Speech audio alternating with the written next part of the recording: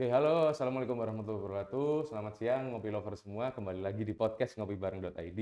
Hari ini kita mau membicarakan tentang persiapan para atlet di PON 2021. Nah, hari ini kita sudah kedatangan tamu spesial. Bagaimana persiapan para atlet di Jatim dari Humas KONI Jatim, yakni Pak Rahmat Edi Kurniawan. Assalamualaikum, Mbak. Selamat siang, Mbak. Waalaikumsalam, selamat siang. Bagaimana, Mbak, kabarnya? Dengan di Alhamdulillah, tengah pandemi ini, Pak. ya harus jaga diri.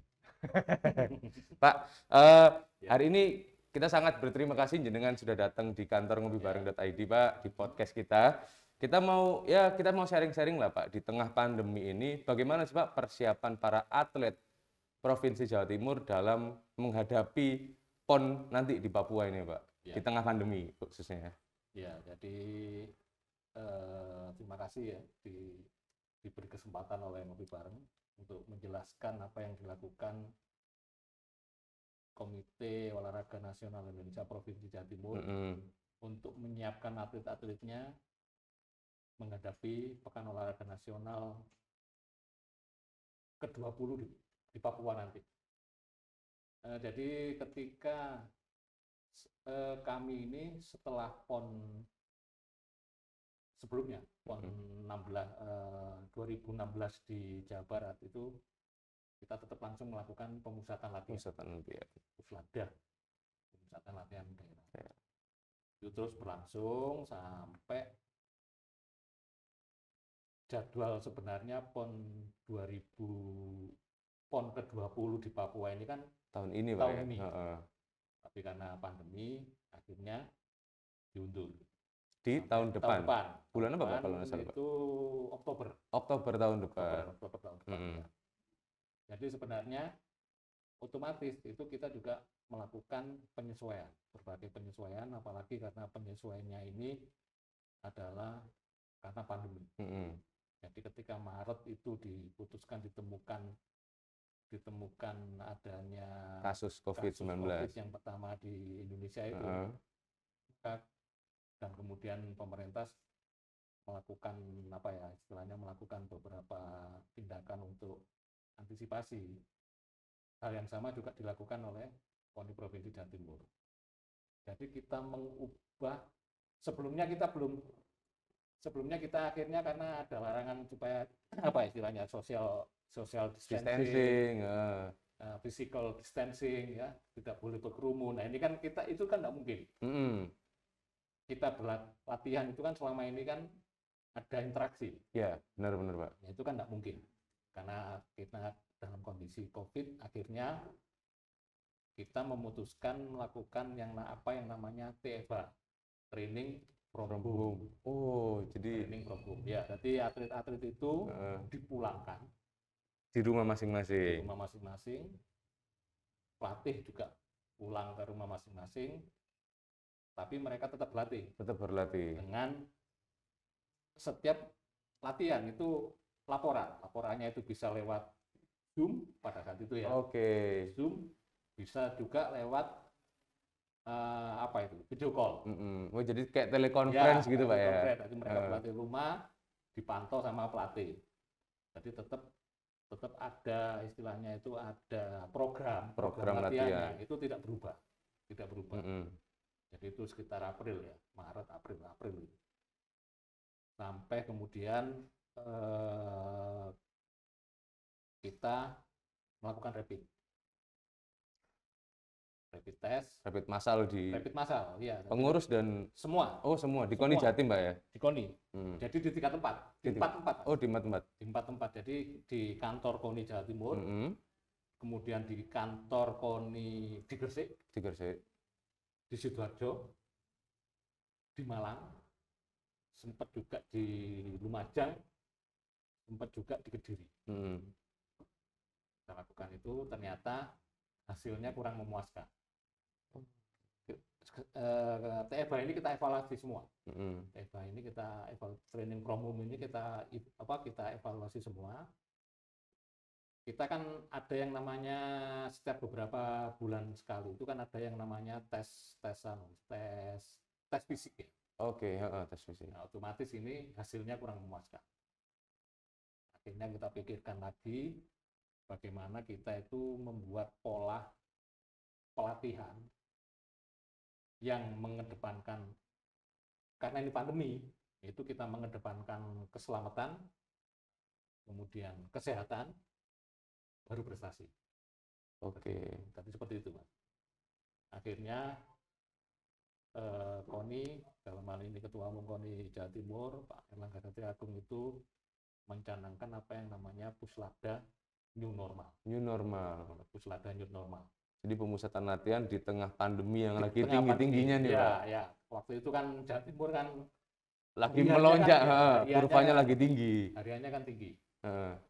Nah, sebelum kita masuk ke, jadi pandemi, Puslada New Normal itu semua atlet, semua pelatih, semua mekanik, ya, semua sparring itu kita jadikan di satu tempat. Oke. Jadi kalau di dunia internasional itu yang kita kenal itu ada yang namanya bubble system. Oh, kayak di NBA gitu, Pak ya? Itu hampir sama seperti itu. Kita Oke. terapkan. Jadi mereka dijadikan di camp di satu tempat, yang di luar nggak boleh masuk, yang di dalam nggak bisa yang keluar. Di dalam nggak bisa keluar. Katakanlah kalau mereka keluar untuk berlatih, itu tetap diantar. Oh ya. Menggunakan kendaraan yang sama, dengan driver yang sama. Nah, mereka ini seperti ini. Sementara kebutuhan untuk menjaga imunitas mereka itu tetap kita suplai. Jadi makan kita suplai, obat-obatan kita suplai, semua kita suplai. Dengan protokol kesehatan yang sudah diterapkan. Untuk sebelum memasuki ini, kan kita harus melakukan tes dulu. Ya, benar. Jadi bulan September itu kita melakukan swab test massal. Jadi setelah rapid ada swab test massal ini, Pak? Iya. Swab test massal ini kita lakukan Surabaya dan Malang. Nah, yang negatif langsung masuk Puslada PNN ini tadi. Oke, bubble system itu tadi, Pak ya. Yang negatif, yang positif, isolasi mandiri dulu. Oke. Isolasi mandiri dulu, kita tes lagi, kalau sudah oke, baru masuk lagi. Nah, Pak, baru masuk ikut PNN. Setelah adanya tes swab itu, Pak, kan sudah ada yang positif dan negatif. Kalau dari atlet atau pengurus sendiri itu kebanyakan mereka ada gejala atau OTG, Pak? Pasti OTG. Oh, oke. Pasti OTG. Mereka ini kan mungkin atlet ya, namanya atlet. Kondisi fisiknya bagus, tampilnya bagus, akhirnya mereka OTG. Isolasi mandiri seminggu atau berapa hari gitu mereka sudah dinyatakan negatif. baru ikut Puslada ini. Puslada New Normal. Jadi Puslada New Normal ini kita awali September, Mas. Kita awali September di 3 tempat. Di KONI ini ada Wisma. KONI Jatim, Pak ya? KONI Jatim di Wisma itu ada. Kemudian kita juga melakukannya di UNESA, di Universitas Negeri Surabaya. Ada lagi yang di Malang, cabang-cabang olahraga terutama para layang yang menggunakan ketinggian itu kita di Malang, dan ada beberapa yang perairan itu di Tuban. Oh iya, berarti memang dipisahkan berdasarkan cabur-caburnya, Pak, atau seperti apa? Iya. Jadi kalau yang di Surabaya itu kan kalau di sepak bola, katakanlah sepak bola, karena di Indonesia ada lapangan. Mereka di sana. Kemudian kalau cabur bela diri di sana juga ada GOR, mereka di sana juga. Angkat besi, angkat berat, yang kebetulan tempat latihannya itu dekat di kantor KONI. Mereka di camp di kantor KONI, di Wisma KONI itu. Di Wisma KONI. Nah, ini kita lakukan, Mas, mulai September. Hingga September kemarin kita tes lagi, swab lagi. Itu berapa? Oh, jaraknya berarti kurang lebih 1 bulan. Oh, oke. Jadi sekarang September, Oktober, November itu kita swab lagi. Ya 2 bulanan kurang lebih, Pak ya. 2 bulan. Kita swab lagi. Ya hasilnya kalau ada yang positif ya kita masukkan lagi. Oh, jadi sistemnya memang yang negatif langsung ikut Puslada New Normal ini, yang positif harus diisolasi mandiri di atau asrama haji atau di rumah sakit lapangan. hingga mereka negatif. Baru masuk termasuk isolasi mandiri sebentar, baru masuk ke setelah mereka ini negatif kembali ke Puslada new normal ini. Dan ini kita lakukan sampai saat ini. Sampai kapan? Ya sampai mungkin pandemi. Jadi ya kita belum tahu sampai kapan. Sampai kapan berakhirnya. Kalau seumpama mungkin awalnya sih kalau seumpama zona kuning gitu ya, itu mungkin dipikirkan lagi apakah kita new normal atau Puslada seperti biasanya. Tapi kok kondisinya fluktuatif Pak ini, Pak. Naik turun terus. Mungkin ya sementara ini ya PNN dulu, Puslada new normal dulu. Kalau dari KONI sendiri Pak, sebenarnya mencanangkan Puslada new normal ini sampai kapan? Kan biasanya ada target, oke kami sampai pertengahan tahun depan, meskipun COVID sudah mulai menurun, tapi kita ingin jaga-jaga, atau seperti apa sebenarnya? Ya sampai Satgas, keputusan dari Satgas COVID di Jawa Timur. Oke. Kalau sudah dinyatakan Jawa Timur ini aman, ya selesai. Puslada biasa. Puslada biasa. Pusladanya tidak selesai, PNM-nya selesai. Jadi PNM-nya yang selesai, Pusladanya jalan terus sampai menjelang PON Oktober tahun depan. Oke, berarti persiapannya ya lumayan panjang, Pak ya, di tengah pandemi ini, Pak ya sebenarnya. Iya, ya sekarang ini kita TFH itu mulai April. PNN mulai September. Ya, kita 1 tahun lebih, Pak ya. Kan hingga nanti Oktober tahun depan, toh? Iya. Kurang bisa 1 tahun persiapan PON di tengah pandemi ini. Iya. Nah, kan kalau kita persiapan PON tidak dalam pandemi kan lebih mudah Pak sebenarnya. Ya. Lebih mudah, jadwalnya juga lebih jelas. Ya. Dampaknya juga minimal lah, resikonya itu kecil. Ya. Ketika di tengah pandemi ini, dampak yang paling besar yang dirasakan oleh KONI maupun para atlet itu apa sih Pak? Ya mungkin menjaga kebosanan Mas. Bagaimana mereka nggak bosan? Karena mereka ini kan kita camp. Dan mohon maaf, AC kita matikan Mas. Oke. Sesuai dengan petunjuk WHO. Jadi ruangan jangan sampai pendinginnya bagaimana, kemudian ventilasinya gimana. Itu AC kita matikan, kita ganti kipas angin. Kipas angin semua. Kita ganti kipas Jadi jendela-jendela dibuka semua Pak. Ada sebagian yang seperti itu. Pokoknya yang sirkulasi udaranya biar baik. Seperti itu. Nah ini mungkin atlet mungkin bosan. Nah, karena kebesaran atlet itu Mbak, kesulitan terbesar yang dialami KONI atau para atlet ini apa? Misalnya KONI menghadapi, waduh kok para atlet seperti ini? Ya mungkin yang yaitu tadi kebosanan dan kedisiplinan. Oh, kedisiplinan. Ya, kebosanan dan kedisiplinan atlet itu yang mungkin mereka sudah berapa bulan ini. Mereka berapa bulan tidak boleh keluar. Jadi istilahnya kan mereka ini kan hanya camp, tempat latihan. Camp, tempat latihan. Camp, tempat latihan. Setiap hari kan seperti itu aja. Makanan kita suplai, obat-obatan, vitamin atau macam-macam kita suplai. Mereka tidak boleh kemana-mana. Mungkin ini kan bosan. Nah, ini menjaga ini yang kadang-kadang susah Pak ya. Bukan ya. Tapi kita tanamkan ke mereka bahwa yang penting sekarang itu adalah keselamatan dulu. Keselamatan. Kesehatan. Baru prestasi. Ya. Jadi memang KONI mengutamakan bagaimana para pengurus dan para atlet ini tidak tertular COVID-19. Yang penting atlet. Jadi atlet.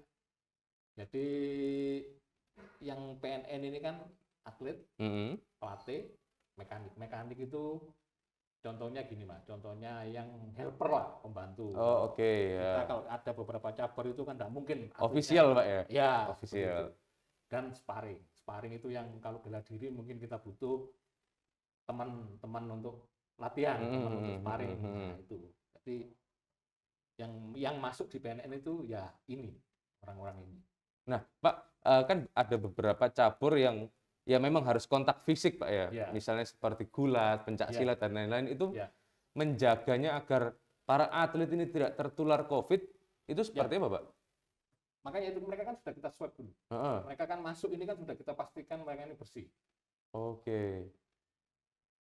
Nah, tapi tetap protokol kesehatan ketika berada di camp ini tetap harus dijalankan. Mulai dari 3M itu tadi, kemudian ya terutama yang obat-obat, vitamin-vitamin imunitas untuk menjaga ini kita suplai. Oh, memang KONI sudah menyuplai semuanya untuk para atlet. Semua itu kita suplai. Jadi mereka hanya cuma berlatih di tempat latihan, tinggal di camp, itu aja. Tapi itu malah lebih berat, Pak. Mungkin lebih. Tapi bagi KONI menghadapi atlet-atlet yang tadi dengan bilang kurang disiplin itu seperti apa, Pak? Ininya, ya apa yang dilakukan KONI terhadap mereka? Mudah-mudahan mereka sadar. Mudah-mudahan mereka sadar bahwa kalau mereka tidak disiplin, mereka akan tercoret dari PNN. Oke. Nah, kalau mereka tercoret dari PNN, ya hak-haknya mungkin tidak sebaik ketika mereka ikut PNN. Tapi bukan berarti mereka dicoret dari Puslada loh ya. Bukan dicoret dari sebagai atlet Jawa Timur, bukan. Cuma mereka tidak ikut PNN. Oh, PNM. Yang ikut PNN ini kan ada hak-haknya.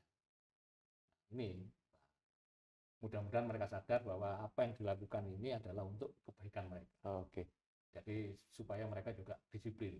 Jadi kemarin saya saya ada salah satu mantan atlet kita, atlet Jawa Timur, karateka terbaik Indonesia, beberapa meraih gelar di internasional, Mas Arif, itu pernah cerita ke saya. Atlet di Jawa Timur, atau di Indonesia atau di Jawa Timur itu jauh lebih enak sebenarnya dibandingkan di luar negeri. Mereka kayak di Jawa Timur ini ya, mereka mendapat saku lah, macam-macam yang lumayan. Kalau di luar negeri, yang diketahui sama Mas Arif, itu tidak ada, Mas. Oh, jadinya fokus latihan, Pak ya? Mereka ini latihan aja, dengan biaya sendiri.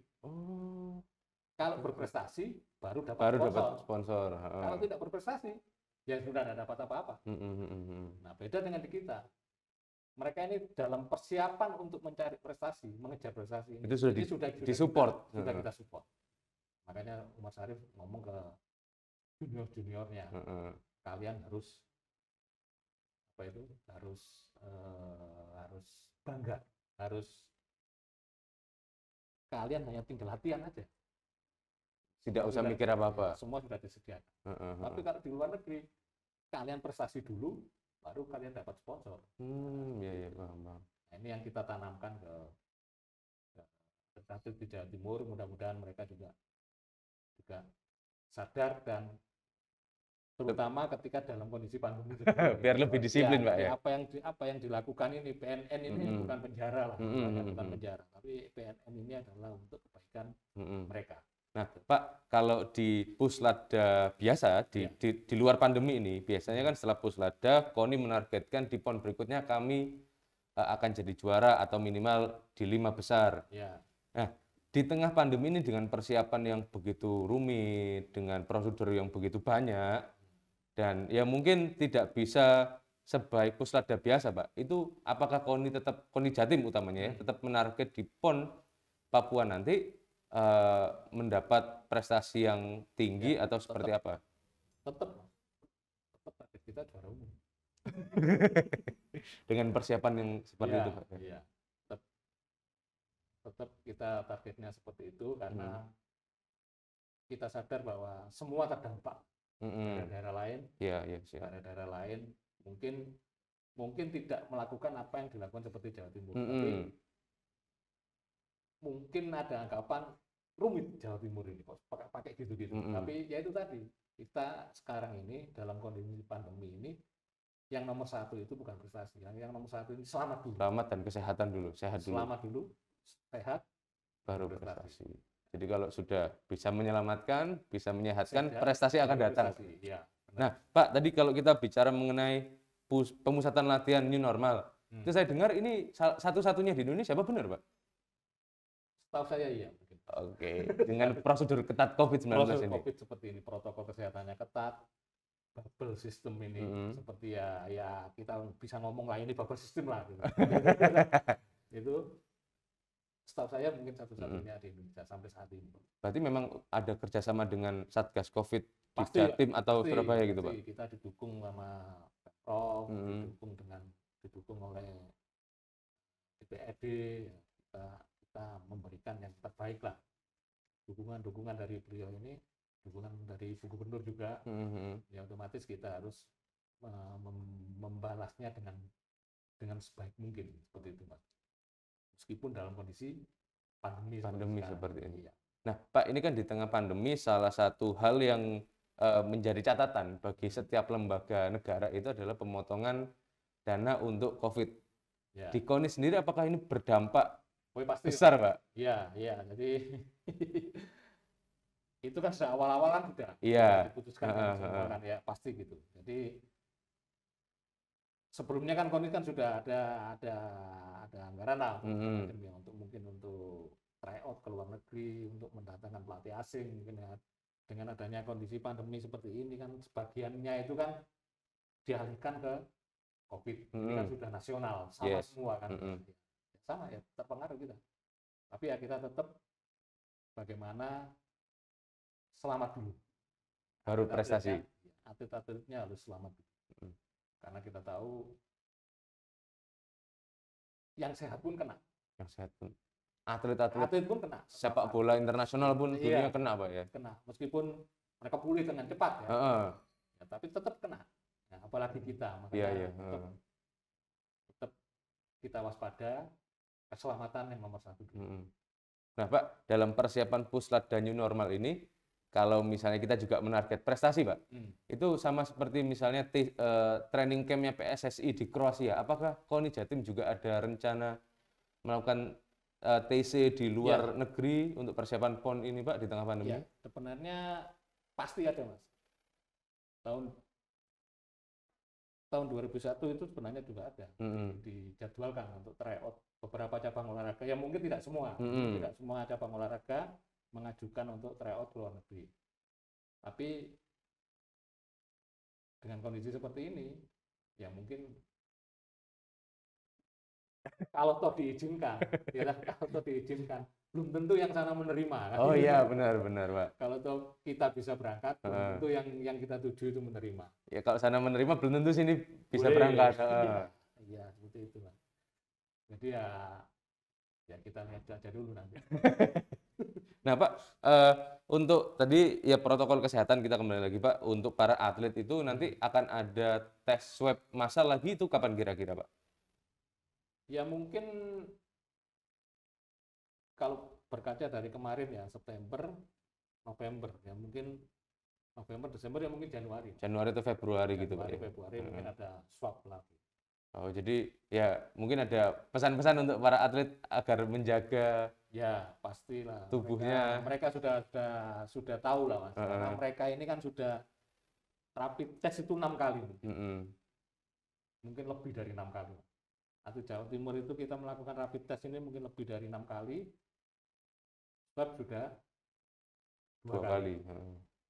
Belum yang pernah positif berarti lebih dari 2 kali, Pak. Jadi mereka mesti sadar, mereka pasti tahu bahwa mereka harus menjaga supaya disiplin.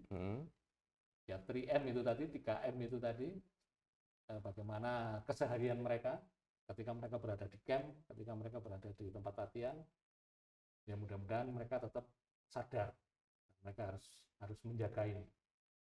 Mungkin itu, Pak. Berarti mereka harus sadar bahwa virus ini menyerang ke semua orang. Mereka pasti sudah tahu lah, karena teman-temannya sudah pernah, jadi mereka sudah tahu bahwa meskipun mereka itu atlet, meskipun mereka itu kondisinya lebih bagus daripada orang-orang biasa, kalau tidak disiplin ya tetap kena. Pak, mungkin juga ada pesan buat para yang mengurusi atlet atau pengurus-pengurus KONI baik itu Jatim maupun daerah agar tetap menjaga tubuh mereka, kondisi mereka agar fit dan prima. Yang pasti ya ini yang apalagi ini nanti kan yang ribut ramis terakhir akhir tahun ini. Ini yang jadi kebijakan KONI, Mas, yang terakhir yang untuk menjelang Nataru ini ya. Iya. Jadi 24 mereka boleh pulang. Kalau yang merayakan. Oke. 26 masuk lagi. Oh, kembali lagi. Tapi swab dulu. Swab dulu. Negatif. Baru masuk. Oke, masuk lagi. Positif. Isolasi. Isolasi asrama haji atau rumah sakit lapangan. Oke. Itu sudah jelas, Mas. Prosedurnya apa? SOP-nya sudah jelas. Itu sudah kita lakukan beberapa terakhir. Itu untuk atlet dan pengurus atau? Iya. Oh, oke. Iya, semua. Berarti karena di Wisma KONI sendiri, Mas, sekarang yang di kantor KONI ya, di kantor KONI. Jadi Wisma itu kan sudah disatu dengan kantor KONI. Itu pun ada, kalau Mas datang ke sana itu ada jalur khusus, ada jalur khusus lewat sini, ini khusus ya, seperti itu. Jadi kita juga menjaga tidak sembarangan orang bisa masuk ke kantor KONI. Tidak semua yang ada di dalam kantor KONI ini bisa keluar sembarangan. Iya. Kalau toh mereka masuk ke kantor KONI harus dengan protokol kesehatan yang sudah ketat, yang sangat ketat yang sudah kita tentukan. Oh, ada tempat cuci tangan. Ada, pasti ada. Oke. Silakan main di kantor KONI. Nah, Pak, tadi kan jenengan bilang tanggal 24 mereka boleh dipulangkan bagi yang merayakan. Ya. Nah, mungkin ada pesan-pesan khusus, Pak. Ayo jaga jarak dan tetap pakai masker gitu, Pak. Tetap tidak boleh lengah. Oke. Tidak boleh lengah, tetap pakai masker, 3M, jaga jarak, jangan berkerumun, dan jangan los. Jangan los. Mereka sudah beberapa bulan di camp, keluar bebas, ya, jangan karena nanti 26 harus masuk lagi, sebelum masuk harus swab lagi. Itu bahayanya di situ nanti, Pak. Ya, kalau mereka positif berarti tidak disiplin. Nah, itu tadi ya penyampaian dari Pak Rahmat Edi Kurniawan, Humas KONI Jatim terkait persiapan para atlet untuk PON Papua yang ke-20. Nah, untuk para atlet dan para pengurus KONI, ayo tetap jaga jarak, tetap memakai masker, dan tetap mencuci tangan agar terhindar dari virus COVID-19. Terima kasih Pak Rahmat atas waktunya, Pak. Terima kasih sudah main di kantor Ngopi Bareng. Mungkin ini bisa jadi ya pembelajaran bagi para atlet atau orang-orang yang pengen jadi atlet. Jadi biar mereka tahu bagaimana menghadapi situasi pandemi kalau lagi puslada. Ya. Siap. Terima kasih para Ngopi Lover semua. Kapan-kapan kita akan berjumpa lagi di podcast ngopibareng.id. Saya Alif Sambogo. Selamat siang.